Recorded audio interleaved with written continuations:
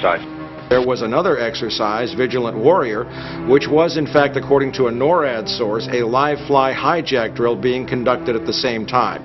With only 8 available fighter aircraft, and they have to be dispatched in pairs, they were dealing with as many as 22 possible hijacks on the day of 9/11, and they couldn't separate the war game exercises from the actual hijacks.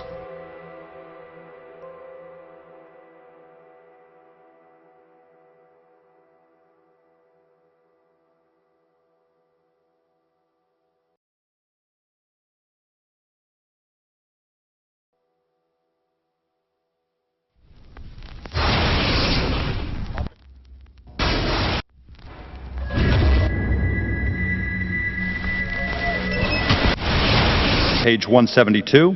The U.S. government has not been able to determine the origin of the money used for the 9/11 attacks. Ultimately, the question is of little practical significance. The American authorities have not managed to trace the source of the funding. And then the most amazingly disingenuous statement, ultimately, is it of little consequence. It is of massive consequence. Doesn't it matter who paid for 9/11? The collapse of Building 7 has been recognized as especially difficult to explain. The 9/11 Commission report implicitly admitted that it could not explain the collapse of this building by not even mentioning it. President, why are you and the Vice President insisting on appearing together before the 9/11 Commission? Because the 9/11 Commission wants to ask us questions. That's why we're meeting, and I look forward to meeting with them and answering their questions. Why you're appearing together rather than separately, which was their request? Because it's a good chance for both of us to answer questions that the 9/11 Commission is looking forward to asking us, and I'm looking forward to answering them. Let's see.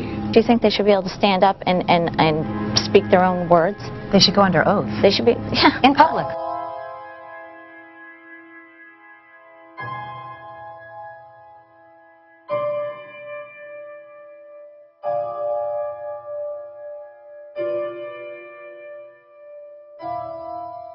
Don't you think that the families deserve to have a transcript or to be able to see what you Adam, said? you asked me that question yesterday. I got the same answer, yeah.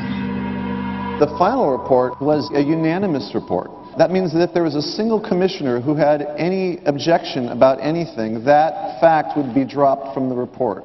We have found out that he not only served on the transition team of the Bush administration, that he was a person who wrote a draft memo for the setup of the Bush administration's National Security Council, that he was an individual who wrote the preemptive war strategy that was eventually used for the war in Iraq, that he is a close friend of Condoleezza Rice's.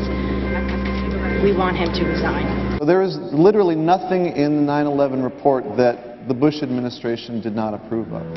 We can understand, therefore, why the Commission, under Zelikow's leadership, would have ignored all the evidence that would point to the truth, that 9/11 was a false flag operation intended to authorize the doctrines and funds needed for a new level of imperial mobilization.